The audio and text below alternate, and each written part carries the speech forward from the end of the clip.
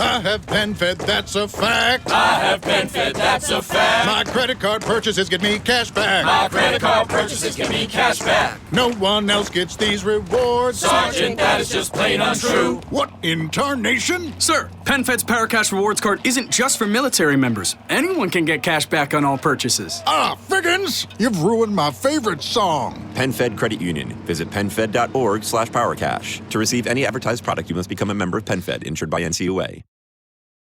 90 Day is going tropical on the new Discovery Plus original series, Love in Paradise, the Caribbean. It's a vacation love story where sun, surf, and seduction collide. 4 Americans are traveling back to the exotic islands where they hope their sexy romances can turn into forever. Love in Paradise, the Caribbean, a 90-day story.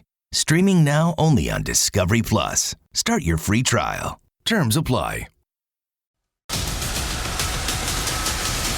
You are listening to the IFH Podcast Network. For more amazing filmmaking and screenwriting podcasts, just go to ifhpodcastnetwork.com. There are some questions I'd like to ask you. Low Budget Rebels Podcast. Now, don't tell me you're taking all this seriously.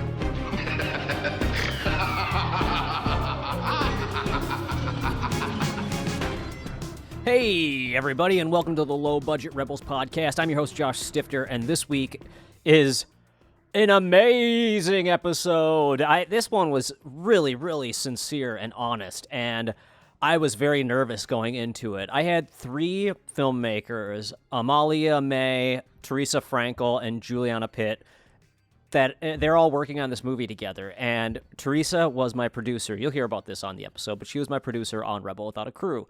And having 3 filmmaking women on the show, I was kind of nervous that I would be focusing too much on certain topics, but they were so open and honest, or that I would ask questions that maybe they wouldn't want to answer. Maybe I'd bring up things that were taboo in the film industry, talking about feminine versus masculine filmmaking styles or work ethics, or talking about the how having a child is kind of like giving birth to, or making a movie is kind of like giving birth to a child, and the similarity of being a father for me personally and having kids to making my movies. And those things are really important topics to me, but it tends to be hard to find people who want to talk about those sort of things, and it just naturally came up in the conversation so well, and it was such a wonderful breath of fresh air of an episode, and they were so honest and sincere and open to talk about just about anything, and they didn't talk over each other. I was so nervous to have 3 people on the same podcast that we'd all be trying to talk over each other the whole time, and it was actually relatively smooth.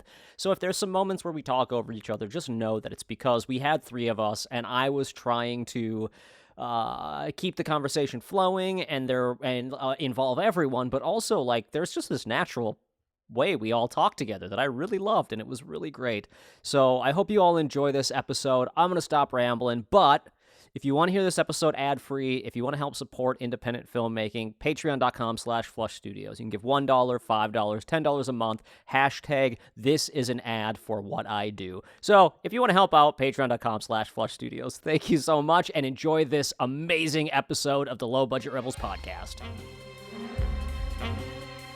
Well, since there's more people than usual, usually the podcast is kind of one-on-one, or I have a couple of people on, but with 4 of us all on here at the same time, I figured it would be best if I actually have you all introduce yourself, and it'll be a chance for me to get to know you. I know Teresa, and Teresa knows me better than a lot of people do, which is weird.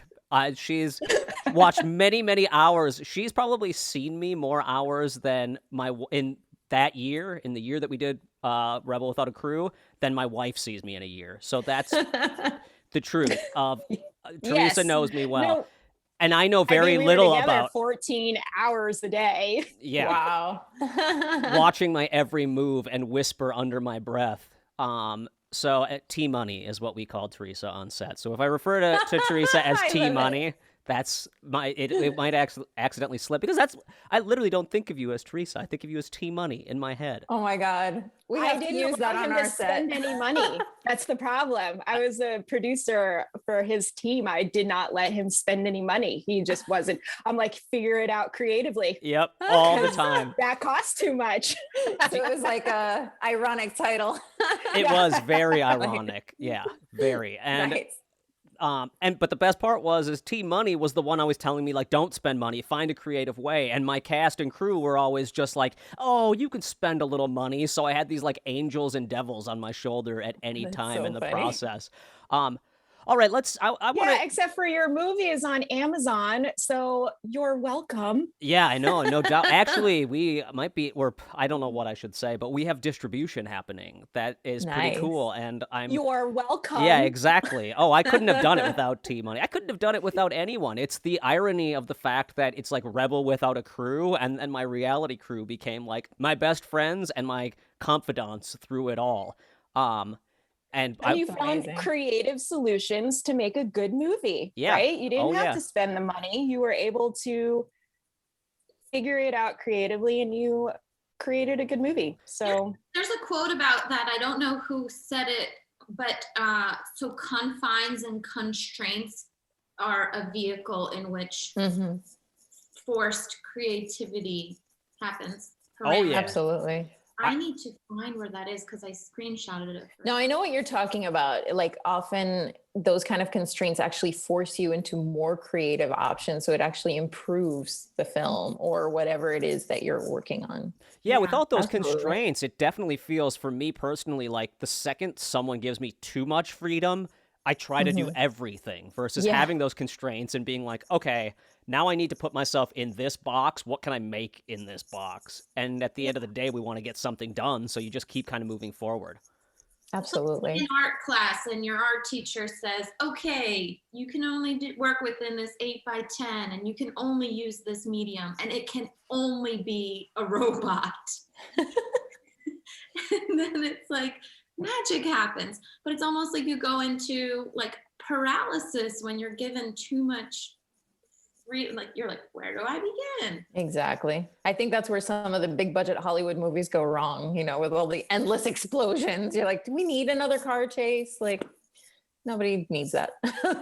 right. I mean, you do with that, then all of a sudden you're getting into the narrative and character development. And then suddenly you're interested in a story and not like cross-eyed because it's another explosion or it's another like a gory slasher scene or something along those lines, you know, a car crash or... It's interesting that you brought up horror, because I, being in that like genre and going to a lot of horror festivals, I see so many movies where I'm like, you are literally thinking inside of the box of what everyone else does in horror without finding your own box to put yourself in. Or you had a big budget to make a movie that didn't need any budget. It's literally knives and ketchup. Like, you could have made that same movie with very little budget, but instead you had to go really big and didn't care about the characters. And there's something about, you know, finding that that moment of like restriction while you're in the process. Okay, so before we really get going into the podcast, could you all introduce yourself? Tell us what your what you consider yourself. Like, what's your role in the process of filmmaking? Anyone can start. Well, I think I've been elected. So my name is Amalia Mevalle. I am an actor, writer, and producer. I wrote the film that we are currently in pre-production for. It's called 1%. So I wrote it, I'm co-producing it, and I'm acting in it. So a lot of different hats. With my second movie, I sort of did the same. I did everything on that stupid movie because with Rebel Without a Crew, I was sort of forced in this position of like, you have to do everything. It's Rebel Without a Crew. You got to be like Robert Rodriguez. And then it turns out it wasn't, for me personally, that at all. I felt like I had people helping me along the way. All of my cast was so like pivotal to making that experience work. But then when I got home and I'm like, well, I want to make this other movie where I get turned into it, where Daniel Degnan turns me into a dog man. How do I do that now that I don't have T-Money backing me in the process and keeping my ass in motion and keeping me going. Do you find that for you, putting on all of these hats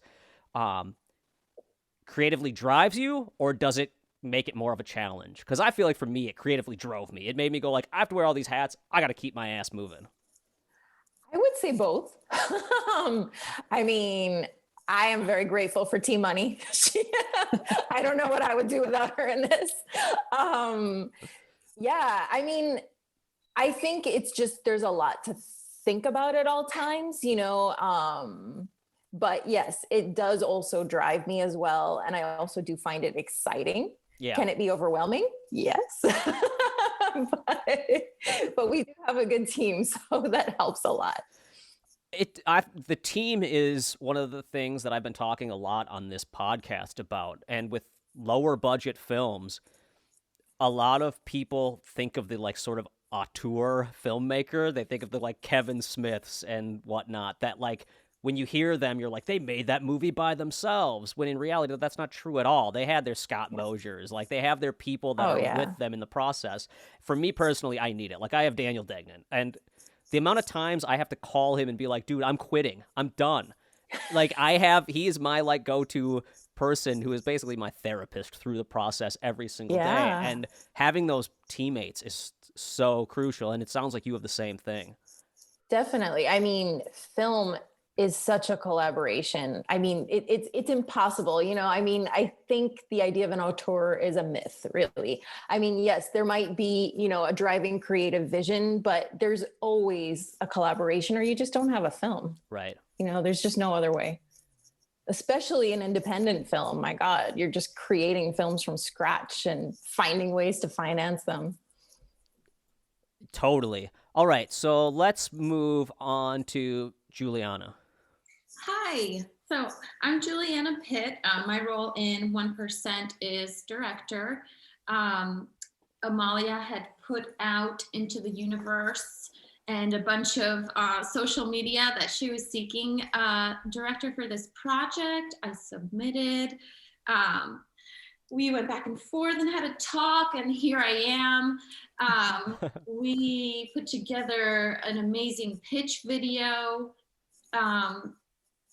Amalia is still kind of tweaking the script, not anymore, because Teresa's like, stop, I need to budget this thing. But Amalia's been like bouncing these ideas back and forth, and you know, I've been giving her notes about creatively the vision of, you know, what this vehicle of this film is. And I think we've got a winner here. We're tackling some really important subjects. We're tackling the Kids for Cash prison pipeline, which is essentially and really judges being paid off by prisons to convict and incarcerate children and place them on the juvenile to prison for-profit pipeline. We're also tackling the female lead and the role of females in the world, and essentially taking their place of power. I love that. I was going to ask, since we're going to be talking about 1%, you like what the movie is about, and it is it's a very challenging subject, especially for something that's obviously being done more low budget, less like you don't have all the money in the world to tell this massive story. So I definitely want to talk more about that and some of the challenges you all feel you're going to hit tackling the subject. But you said something. You said, I think we've got a winner here. And to me, that is such a like wonderful sentiment of low budget filmmaking and independent filmmaking. It's not that that pure confidence of we're going in big and we know exactly what we've got and we're going to do it the way it's in our head and it's going to be flawless. There's an independent spirit of like, we're going to keep adapting and figure this out and challenge ourselves to make something important. Do you feel that going into this? Definitely. So it's a really dynamic subject, and just like you said, we're keeping this idea of this dynamic spirit of not becoming overly confident and like growing with this thing as it grows.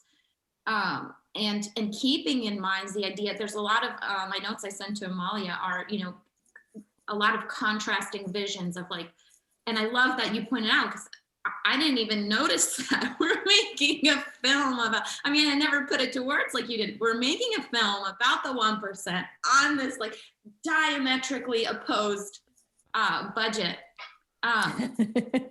So yeah. So true. So exciting to be watching this thing just taking shape, and you know, we're not going in like overly confident. We're growing with it, and you know, we're basically just nurturing. As we are all females in the female spirit and female way, we're just sort of feeding this baby as it grows. Oh, I love that. That's like the perfect way to describe it. And I talking about the female element of it, there's no fucking secret that filmmaking is a very male-dominated profession.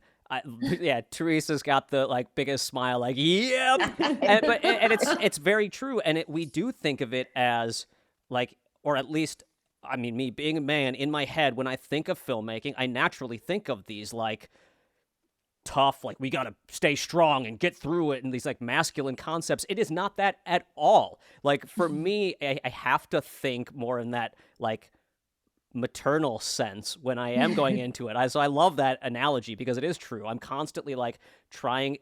On Rebel Without a Crew, I compared it more to raising my kids. Like making a movie is like raising my children, because I am constantly like learning and trying to figure out like, okay, how do I make this thing? How do I teach this thing to be something better than it probably should be for being raised by me or being created by me or something from my brain?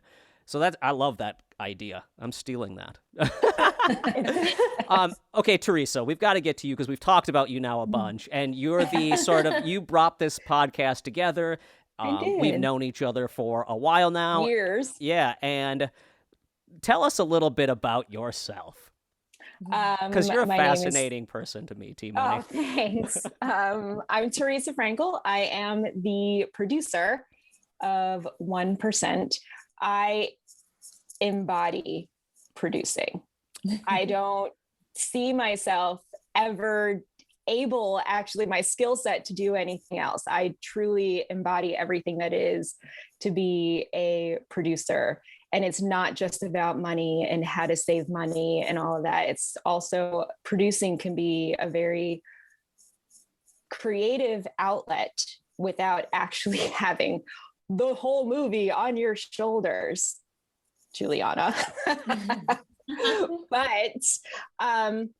But what I was drawn to about this project actually is the strong female presence in it.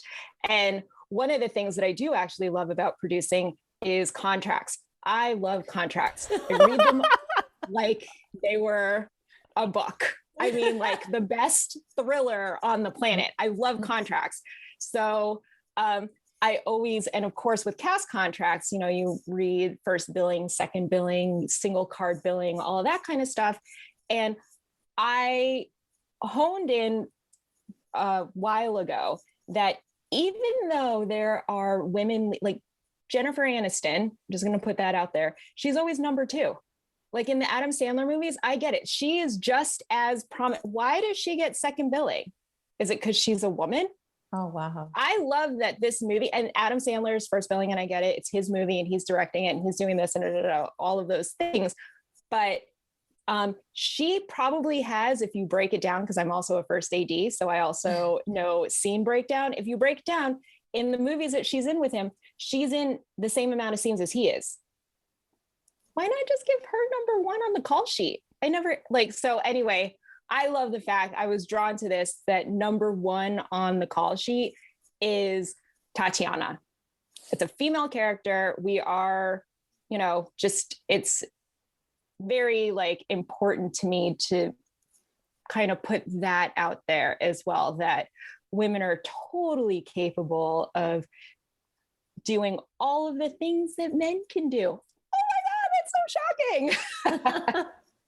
Yeah, and obviously I totally agree, and also think that there is, especially in this sort of like lower budget independent place, a very important story that there's stories that have never been told that can still be told. Whereas in the independent landscape, I'm seeing the same movies over and over again. So for me, as a white dude, I'm getting bored of seeing white dudes tell the same damn stories over. And I'm so bored that I'm like, I don't know. I want you to turn me into a dog man because I am not seeing that story. I got to go out there and make something crazy with my friend. And because I'm just bored of it. So I think there's like multiple places where there's the work element, seeing people, seeing females, seeing, people of color, seeing different groups actually getting jobs in places where they well deserve to have those jobs, and then telling stories that I would never be able to tell this 1% story, but I want to see it. It's just not a story that I ever would have thought of. But the second that you guys, I read this, what it's about, I was like, I want to see that. I think you could retell the story, Josh, if you read the screenplay and you were tasked with directing this film. I definitely think you would be able to tell this story on screen, but it would not be the same vision that I have. Right. Yeah. It would not be coming from the lens of a female viewer, or a female director, rather. Yeah, and that was something that was very important to me for this film when I first was writing the script, is that I did immediately envision a female director. Like when I was looking for a director, I said specifically, I want a female director. And I was really fortunate. Probably not just for the optics of no, but the storytelling. The storytelling. Yeah. Well, it is interesting. The female perspective is different, obviously different from a man's perspective. So sometimes you can even tell like the nurturing that comes out of some movies, even if it's a thriller or, some horror or something like that. There's something in there, an element that you're like, I bet this was directed or written by a woman.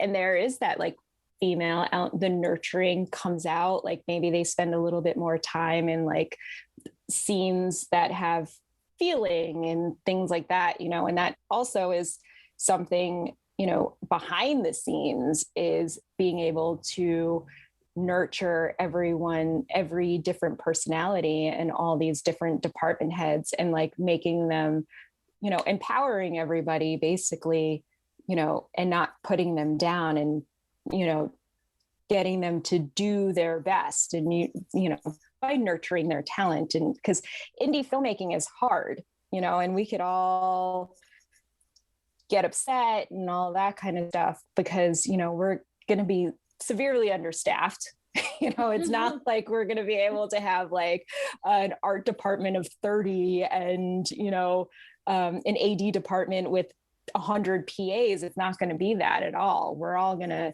be pulling together and working the hours that we need to work, and then need to nurture and, support and be positive with each other as well. That is that you made a really great point about seeing a movie and feeling a different feeling based on the perspective of where it's coming from. And I don't think that just is, female, POC, whatever, directing the movie or who's behind the scenes. I think each person should try to like kind of embrace what they personally can bring to the movie, even if it's subtly. But it instantly made me think about that one of my favorite movies growing up was Awakenings with Robin Williams and De Niro. And it's like, it breaks me every time I watch it. And it wasn't until I was like, this was like a few years ago, I found out it was directed by Penny Marshall. And I was like, oh, that's why. It's these two men, but neither of them is coming from like a completely masculine mentality. There is this like living in little moments that hits so much harder because there is a perspective a little bit different, and they allow the characters to feel different. Now, if that movie had been directed by Martin Scorsese, it would have been a completely darker, different movie because it's a dark subject and very sad. But if Scorsese had directed it, I guarantee I wouldn't be sitting there weeping, going like, that's the emotion, that's the feeling. Penny Marshall brought that to the movie in a way that I don't know if I definitely wouldn't have brought it to it, and it's one of the things I love about it. Yeah, and there's definitely room for both narratives. Like I appreciate, the male narrative as well. Like, who doesn't love Scorsese or the multitude of amazing male directors? But it is a different style of storytelling. I think there's a different sensitivity that, and I shouldn't generalize. I would say that most women bring, because there are exceptions, but I think in general, especially a female director who's also a mother, because motherhood does change you. Both Juliana and I are mothers. And it was funny when you mentioned that you were comparing filmmaking to raising a child, because I was actually recently talking about this film as giving birth. Yeah. Like, I feel like I'm giving birth to this film. Any creative processes. Now, I don't want to make it sound like this whole thing's going to be a weep fest at all. No, I know. Okay, this isn't going to be some pansy film, because I'm also going to bring a lot of, I know how to pack a punch, and I'm planning on it. I have a really good balance of masculine and feminine sensibility. So there's definitely going to be some really cool contrast here.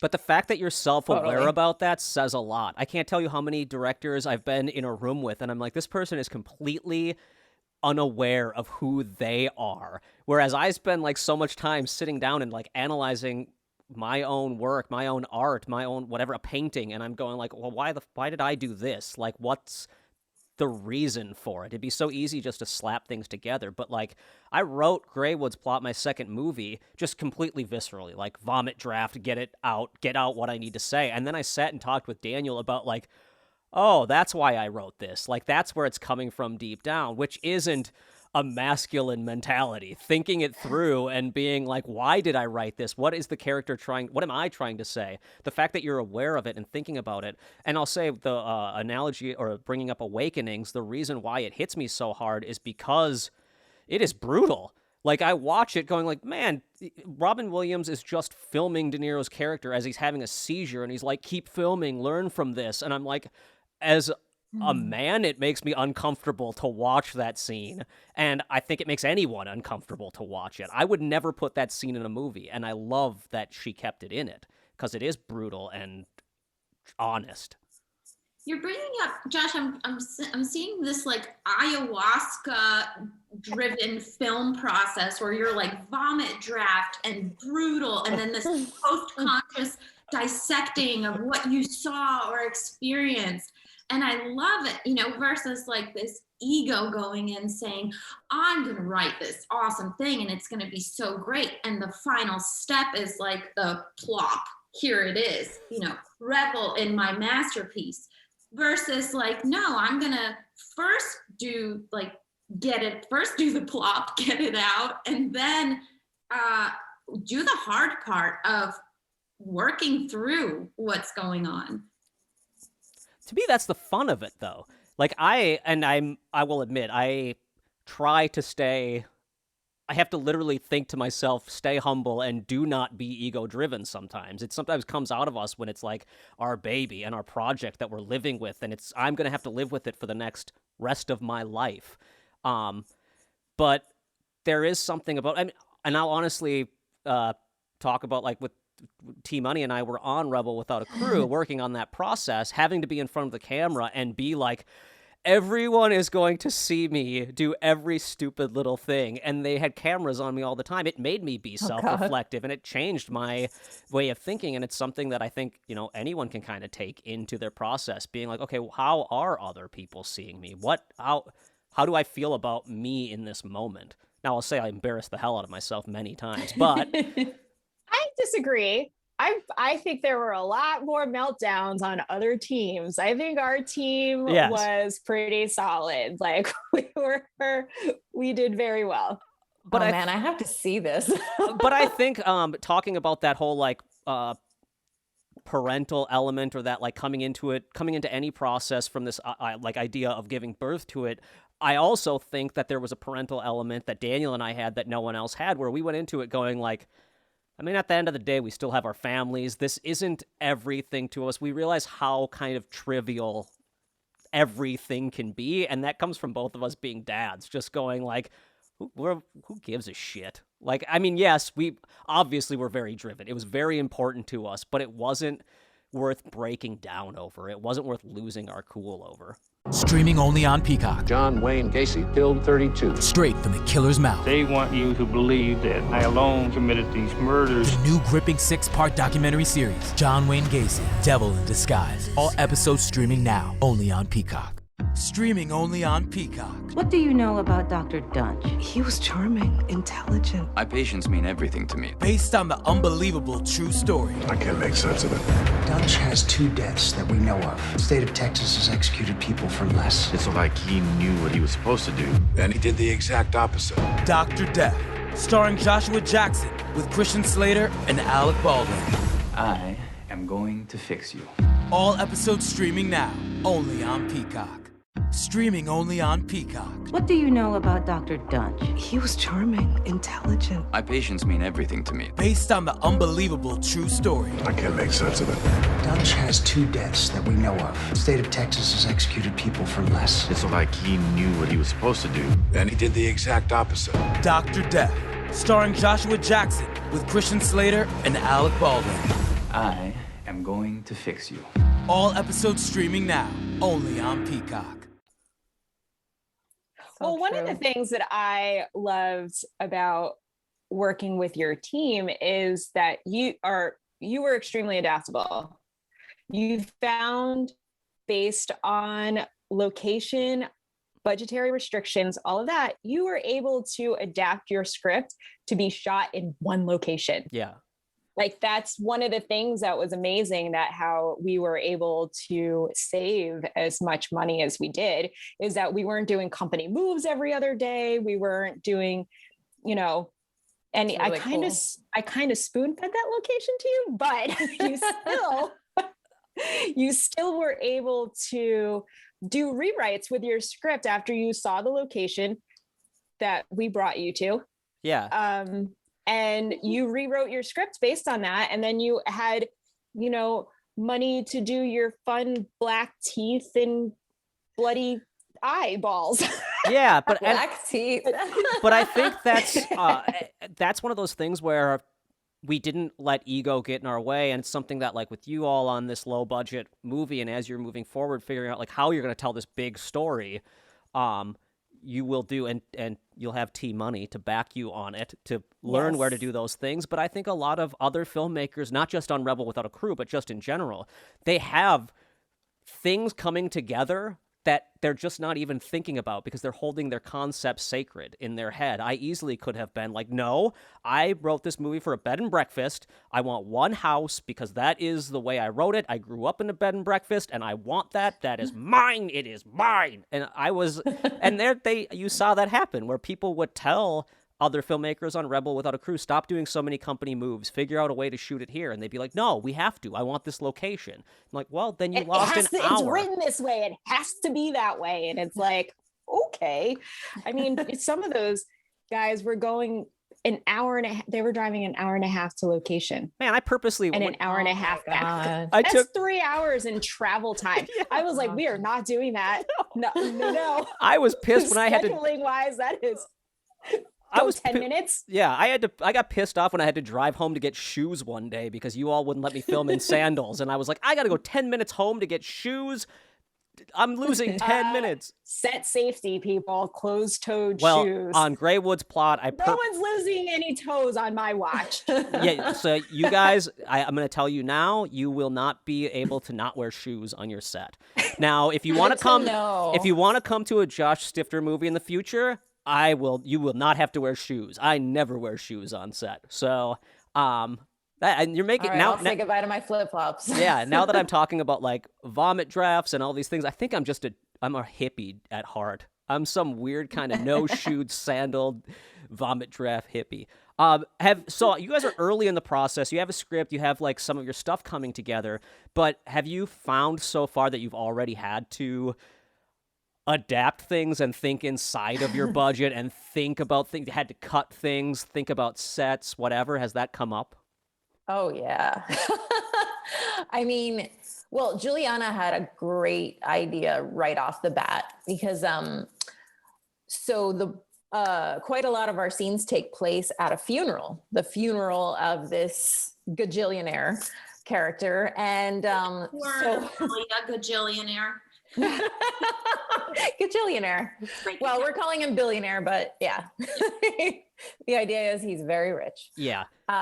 He's at that point where money kind of loses meaning. When you say billionaire and gajillionaire, to me, that's like the same. You could say any number and the number makes no sense to me. Exactly. He's like an Elon Musk, basically. Sure.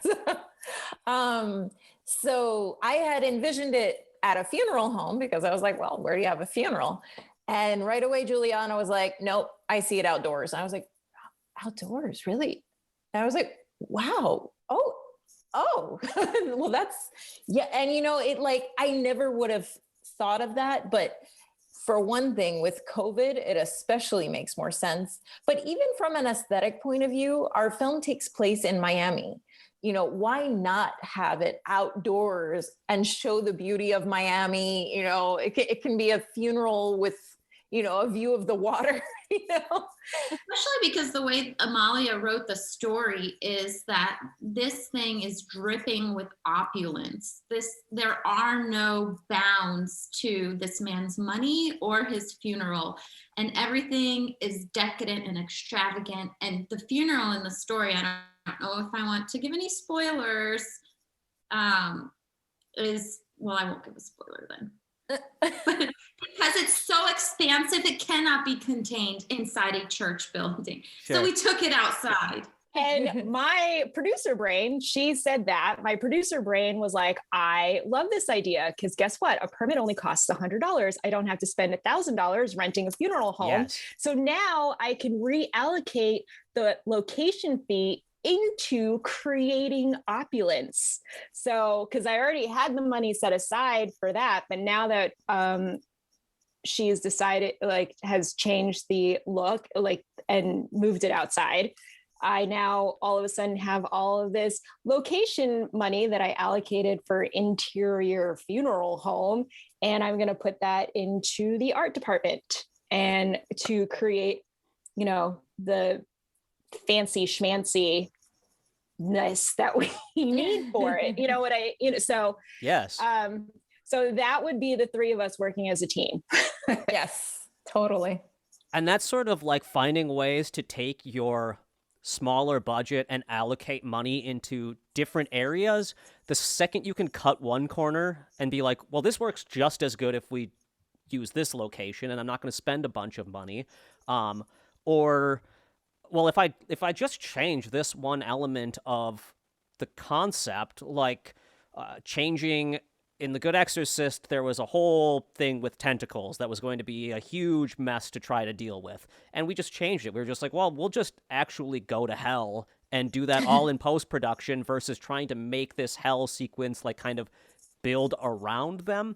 And changing that element of the script instantly opened up other avenues for time more than anything. With Rebel Without a Crew, more than budget, I was constantly just trying to find ways to change my time around and allocate time to different spots so that I could spend more time on a dialogue-driven scene or spend more time on, okay, I'm going to have you guys dance in this room for a while. How do we do this dance thing and make it take the time to actually film it at different angles versus I got 1 hour to shoot this thing, now I have 2. So thinking about, okay, how can we allocate money, time, and all of these things and pull it together? And that's something that T-Money taught me a lot while on The Good Exorcist, and something that a lot of people don't think about is that sort of pre-production and in-production of overthinking. What's my day going to be like? And where is my money going to go? Yeah. So as you guys have started moving forward with this process, I know you're doing, it sounds like you have a budget already kind of worked out, you know what you're dealing with, but you're also doing a Seed and Spark. Yes. How does that work? That's something I really don't know very much about. Oh, well, it's great. Seed and Spark, I believe it started a couple years ago. It's like Kickstarter, but it is especially for independent filmmakers.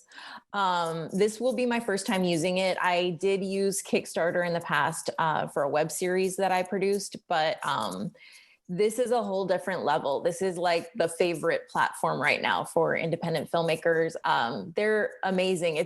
It's a beautifully designed platform. If you go to seedandspark.com, it's just set up perfectly for film, and they have amazing resources. They have a lot of free classes where they walk you through the ideal way to do a campaign.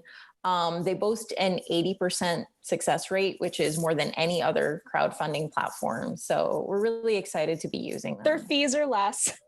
Yeah, that's it. Yes. Like I can't turn it off. It's just going to always be there. Like I said, I live and breathe being a producer. So their fees are less, but also what's cool is they have a distribution platform for your finished product. So you can also, I mean, obviously like you can go your own route and do your own thing, film festivals and things like that, but they have their own platform where they put it up and like they, split it monetarily and all of that kind of stuff. So, even if your film doesn't get sold in a festival or whatever, they still have that available to you as well to still get your content out in the world. So I thought that was probably like the coolest part about Seed and Spark is that, so many people invest so much time and energy and money into making their movie that, sometimes a letdown is if it doesn't really go anywhere, or if it falls flat or whatever, but Seed and Spark just will help you through that as well. So that's amazing. It's a really cool platform. Yeah. And it's a great selling point in that a lot of us get to that end of making our project and we're so tired and it's so much work. And then you get there and you're like, your expectation is sort of unrealistic or you don't know where it's going. To have that thing to rely on and that help that it sounds like they give, that would be very nice. I know for me personally, that's been a challenge, is getting to that end point and being like, well, now what do I do with it? I got this idea out of my head. I put it together, but now where do I go and who's going to see it and who cares? Who is the audience? So having that sort of backbone can be really helpful to a lot of people. And it's one of the things that I have talked to a lot of filmmakers, the ones on this podcast who have come on and still love their movie when it's done. They went into it with sort of a very honest expectation and thought about where it's going to go, where it can play when it's done, who the audience actually is, versus going like, hey man, the Avengers gets this many viewers, I can get that many viewers. Like, it's obviously that's unrealistic. And but so many people think that. I mean, with that even being said, going into The Good Exorcist and having that like expectation of, oh, we were on reality TV, Robert Rodriguez is going to be a producer on it, and then all of that fell through, and I've had to do it all myself. Now, I've come to the expectation that that's what I have to do. It's my baby. It wasn't theirs. I still love my movie and want to do something with it. So I've had to put years of work into it after the fact. And there's just a lot of people who, when they finish their movie, they're like, well, it didn't go to Sundance? Yeah. That speaks to the importance of planning, right? And research. You can't just try and slap something together and expect it to go places. You definitely have to start at the end and work your way backwards and and plan through the process. So our audience, what we envisioned, is going to be the audience of some of these top tier festivals. So we are still creating this film with that in mind. Sure. That is our target audience. Yeah, I think that's good though, thinking about your target audience and knowing like, okay, this is like where we want to go. And it's a conversation I've had with my producer Daniel a lot recently, especially as he's taken on that role a lot more and is looking at what is happening, what the audience is for the kind of weird movies we're making, and having an honest expectation. And the second we started being honest about, like, okay, this is the dream festival. Like, this is the festival we want to go to. And then finding the way to go, okay, that's our dream festival. Why would they want our movie? Like, what can we bring to it versus, well, why don't they just want it? And the second we started thinking like that, well, I'll say this.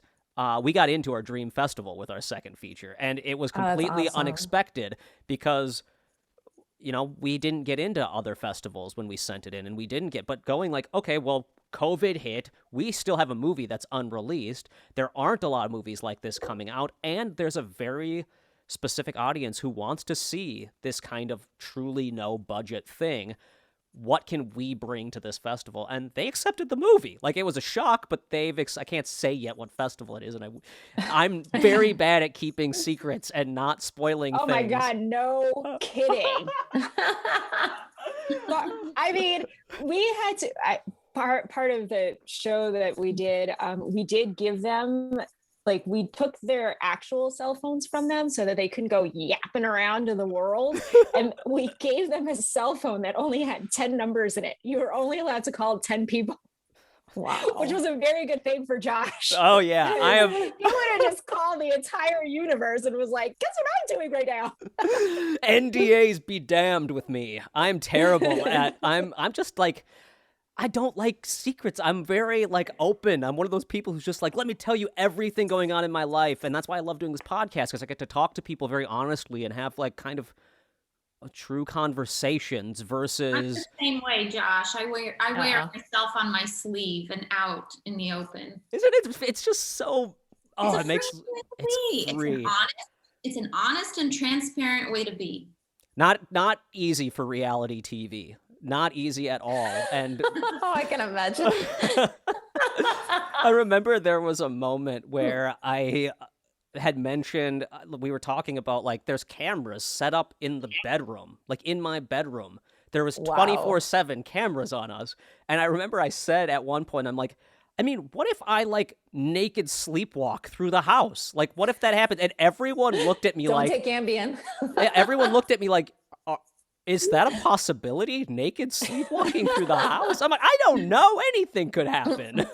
It would never make air. Okay, that would all of a sudden be rated R. Do you know what I was gonna say that might be good for ratings. I thought it. I'm like, that's the thing they're going to air. They're gonna blur it out, but that's what they're gonna show. I mean, there was a moment on the reality show where I accidentally spilled soap, like laundry detergent soap, all over the floor. And it was a mess. It was like one of the worst, and it was like the worst day of filming. Everything was going wrong that day. No. I was in a bad mood to begin with, and then I spilled that. And I had 6 cameras on me because everyone was like, oh, this is going to air. This is the best. And it almost made it to the show. And I was like, there was like a cut of the episode where they're like, Josh, we know you're going to be upset, but that's going to make it to air, but it's just a funny moment, and you did such a good job, and you dealt with it well, and we just want to tell you that it's going to make it to air, so you're not mad at us. And then it didn't make it to air. And the irony being, I'm so mad that it didn't, because now I have to live with this wonderful moment of me losing my shit, spilling laundry soap all over the floor after a bad day of filming, and having to be like, keep your cool, man. You can do this. Don't punch a wall. And oh God! But it didn't make it, especially to air. On a bad day. Oh, it was an awful day too. What was this show? Oh, it's a Rebel Without a Crew. Oh, I'm dying to see this. Yeah. So, which actually that show kind of taught me. I don't really work in reality very often. I can actually count on one hand how many reality shows I've ever worked on. Unlike other colleagues of mine that like work on them a lot and that kind of stuff. And that's where their main focus is. My main focus has always been in scripted. So like I said, like of the 40 movies that I've worked on, 4 of them were reality, right? Or docuseries, whatever it is. But that is the one thing that did teach me, like I learned, but I always try to learn something on every job. And in the financial perspective, we put so much money into setting up cameras for the in-house dynamic stuff between the filmmakers. In all 10 episodes, what do you say collectively? Oh, it's very few. Maybe 15 minutes out of 10 episodes. I'm not going to say how much money we dumped into setting up cameras all over the house. Everything was beautifully lit. That house was made to look amazing. And it was very, very minimal amount of time of the show actually. Maybe they did a scene with the guys, like all the filmmakers coming back and like cheerings with a beer or whatever, like maybe 10 seconds of that. That is but so like funny. And so in a way that brought a big awareness to me as a producer, like, is this going to make air? Like, is this something that's going to end up in the cutting? Am I going to put $10,000 into this scene right now? Is it going to end up on the cutting room floor because it's just a transition scene that they're going to accomplish with something so simple like driving a car? I don't know, like that kind of thing. Totally. So it's just, so that's something that I was, like I said, I always try to learn on every job. And that was the one thing that I took home with me, like seeing what the finished product was. I mean, the show is great. I've loved watching that show, but like just seeing how much money was wasted into decking out this house with the cameras and the lighting and barely any in-house drama made it to air because everyone was so interested in what was happening on everyone's set. That was the best part of the show, is seeing how these filmmakers are going to make $7,000 work with their, and creating a full-length feature. I mean, they all had to do $7,000, and they all had to. It was a full-length feature, so they had to be. Cool. What was it? 88 minutes was your cutoff. Like it couldn't be less than. Well, I'm the only one who did 88 minutes, but they were supposed to all be. They were supposed to be like 70 minutes was the minimum, I think, but a bunch of them are like 45 or 60 or whatever. I think Scarlett and I both hit like 80 something. I mean, there's 5 different cuts of The Good Exorcist at this point, so I don't know what the final one landed on. But yeah, I mean, and you make a really great point, T-Money, talking about learning something on every single project. That is, I learned more on Rebel Without a Crew just watching the reality crews do stuff and watching how Robert interacted with each of us as filmmakers and treated each of us differently, essentially directing his reality stars. Like he treated Scarlett different than he treated me and treated everyone a little bit different. And it was like a click in my brain where I was like, oh, okay, this is a professional director, like one of the best directors out there. How he interacts with people will teach me a thing. And it did. It taught me a ton about how to interact with people. And watching, you and Aaron work with Daniel and me, and the way that our dynamic worked taught me something about how it all was a learning experience. And that made me realize, okay, I need to be reflective of each thing I work on and not just move on, but to go, okay, what did I learn from this process and how can I carry it over? Which you all will very, very likely do on this. What are the mistakes that you made and how do you learn from that process too? Like, not recreating the same mistake and that kind of stuff as well. So, yes, because there's always going to be mistakes, right? You're always, nothing's perfect, so it's like, how do you handle those little hiccups and speed bumps and whatever it is you want to call them, and, try to move through them and, and still create a great product. Because at the end of the day, that's what we're doing, right? We're creating this beautiful artistic product that we want to get out into the world. Or you're just, making something where your best friend gets vomited in the face by a teddy bear. I mean, if you could call that beautiful if you want, but yeah. It has its own beauty. What was it's Rebel Without a Crew is like the best behind the scene. I think it is like the best behind the scenes kind of thing where you just see everyone's take on how they get through challenges, I guess. So, Or you, what was it? Or you can just watch me laugh until I nearly pee my pants multiple times. There is one scene that we must have been because we were filming outside, but there's a scene where Avery walks into a room and he's got like drool running down his face. He was one of my actors, and he's got like drool running down his face, and the joke is like he's sleepwalking and then beats up this priest. But I wasn't expecting him to take off all of his clothes before he walked into the room. Like, he'd be sleeping in his underwear, which is an earlier joke as well. And he did that unexpectedly. I started laughing so hard I was like laying in the front yard with tears rolling down my face and I couldn't breathe. And all they showed on the show was me being like, I'm gonna pee my pants or something like that. But it was like so much fun. And I think that was one of the things I took away from being in that process, is even in the most stressful, like created to be stressful situations, I can still find the joy in the process. And you all are working on a very, I'm sure it has comedy. You guys said it was like kind of a dark comedy with, I'm sure there's a ton of different elements to it, but it's a very serious subject at the same time. And finding those ways on set to balance that like brevity of the moment, or like take a moment to breathe and whatever, but also enjoying the hell out of it. Oh, definitely. I actually have a question for Amalia.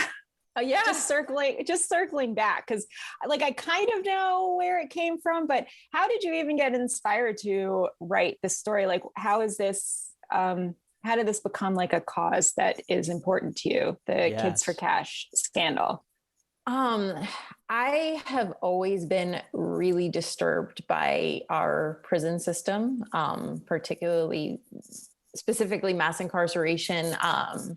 For me, my highest value in life is freedom, but like true freedom, so I hate the idea of people being locked away, especially if... Sorry, I live near a train track. Oh, no problem. Where I live on the Intercoastal, on US 1, the train just happens to come by. There's so many trains in Florida. It adds some flavor to the podcast.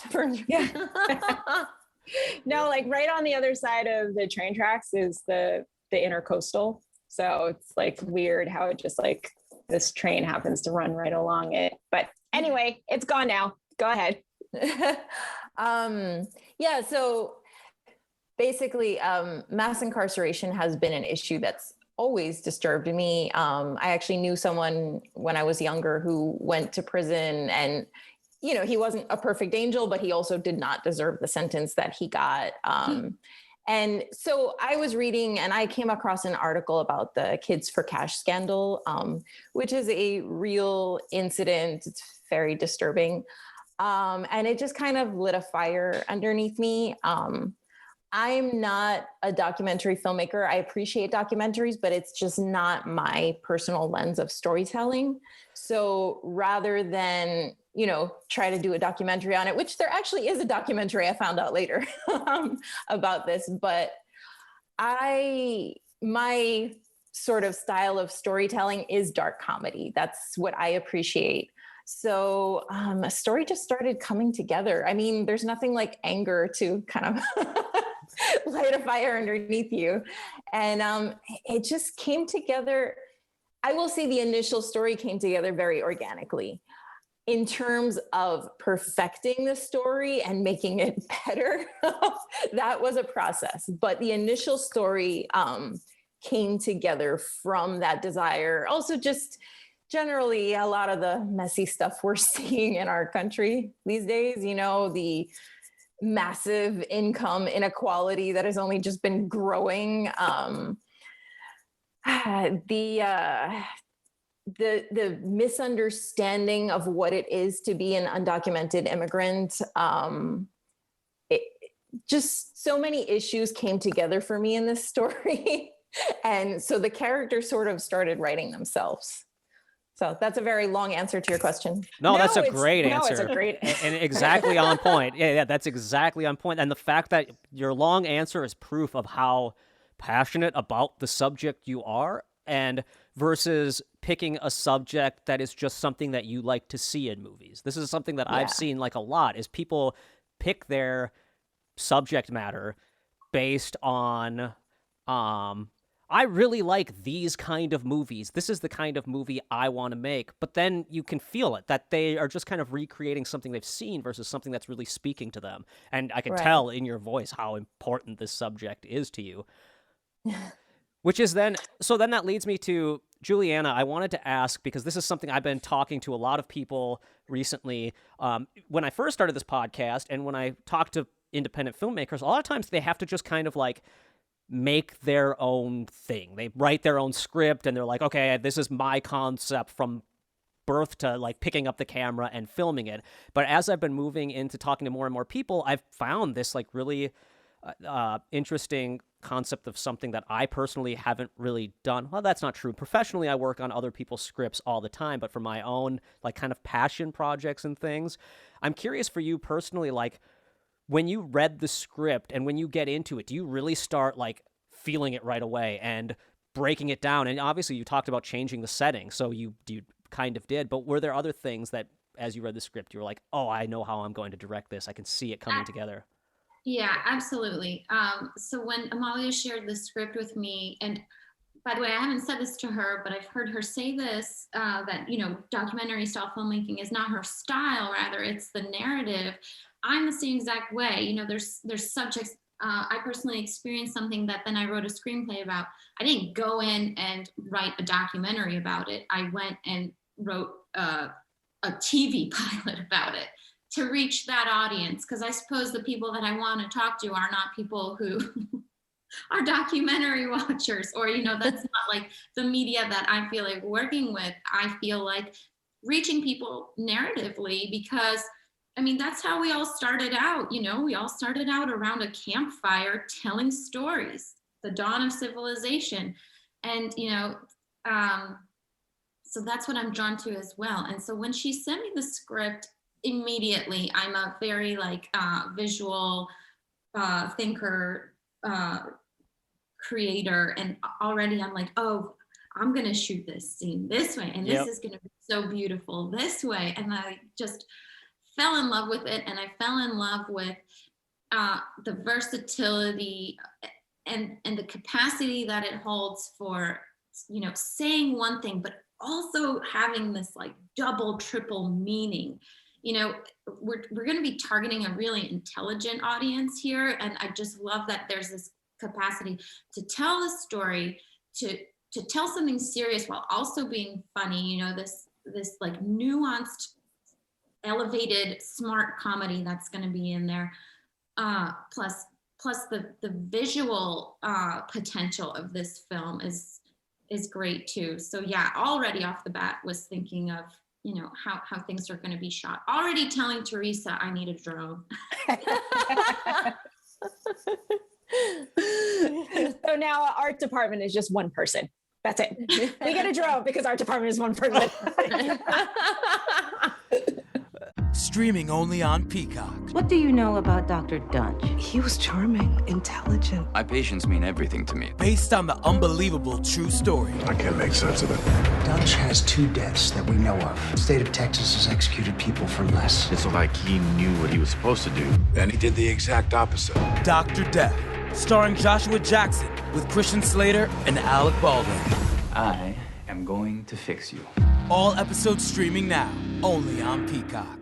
What do you know about Dr. Dunch? Based on the unbelievable true story. I can't make sense of this. Dr. Death. Dunch has 2 deaths that we know of. Starring Joshua Jackson with Christian Slater and Alec Baldwin. I am going to fix you. All episodes streaming now, only on Peacock. I love that. Yeah, that is like a big, for me, that's the way, when I start, I'm a visual person too. Like I read something and I'm instantly starting to draw pictures. It's why I think I kind of naturally gravitated towards animation, was when I read it, I'm trying to see it as much as I can. So drawing even stick figures, just being like, I'm going to scribble something down, helps me sort of attach myself to any project. Even while I'm writing my own, that's why the vomit draft is so key for me, because I just need to get these words out, even if they're garbage, even if there's misspellings everywhere. If I sit and like overanalyze what I'm writing, I just get tired of it, because I am visual. Words don't mean as much as like seeing it. So then I start drawing pictures, I start figuring it out. And I really like this the way you all are talking about how your team is working together, and you're all talking through even like Teresa going to Teresa with the drone and talking about these things. I think the cool thing is, in the time of COVID, like none of us have met in person.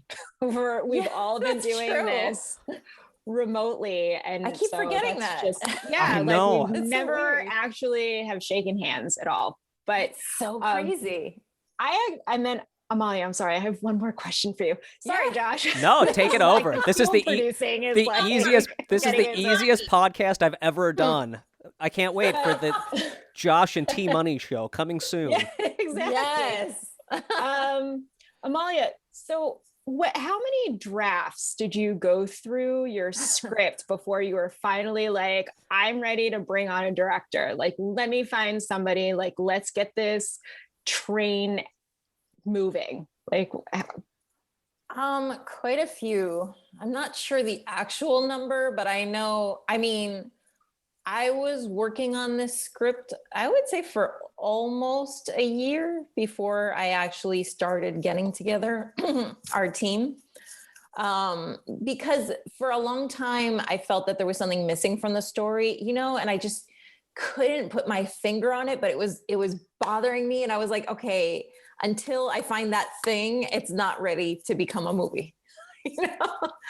So I can't even tell you how many drafts. And and I was like, I kept revisiting it. I would take breaks from it. I was working on another script, and then I would come back to it. And, and then there was just a certain point where I felt like it clicked, and I was like, okay, this is a story.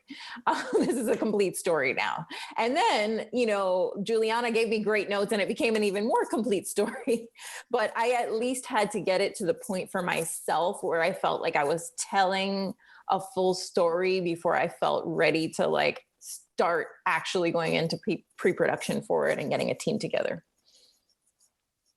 That's great. Yeah. And with every project, it's been sort of different for me personally. And it's something that I think people think there's this, like, you have to get your 4 drafts done, or you need to, focus a certain amount of, like, talking to a lot of screenwriters, they'll be like, I have to sit down for 2 hours every day and have a set time that I work on this script. And my mind doesn't work that way. I could never do that. So I can't follow the, like, structure. And Rebel Without a Crew was like a big trainer as far as that goes for me, because that script was literally written in 2 weeks. Because they had sent me the information about the show, and they were like, hey, do you have a feature film that you could send to us if you want to come on the show? And I was like, oh yeah, I've got a script for sure. And then I called Daniel. I'm like, dude, we got to write a script in 2 weeks. So I wrote that whole script with Daniel in 2 weeks. I would just write, I would write a scene and I'd send it to him to do rewrites on, and then I'd write another scene and send it to him, and I had my note cards laid out. And that whole concept was based on Daniel had a suit from his wedding that looked like a priest's outfit. So I was like, I guess you're going to be a priest. You can either be a priest or a clown, because I'm sure we can find makeup to make you a clown. And he was like, oh, I don't want to put on makeup every day. So I'm like, all right, you're a priest.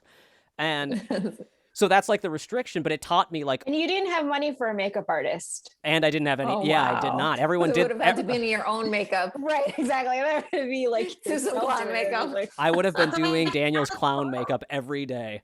Oh, and the best part is not only that, but we didn't have budget for like anything. So like we only had the one suit. So as Daniel's suit, as like the movie progresses, you can see his suit get like nastier and nastier. Like I can point out scenes where I'm like, that was the day after we launched the blood out of the back of his head, because there's blood down the back of his suit, which is why I actually ended up spilling the laundry soap, because I had to go wash his suit and was stressed out because I had all these shots that I knew I was going to have to digitally remove blood from his suit on. It was a mess. But anyway. Oh my God. So funny.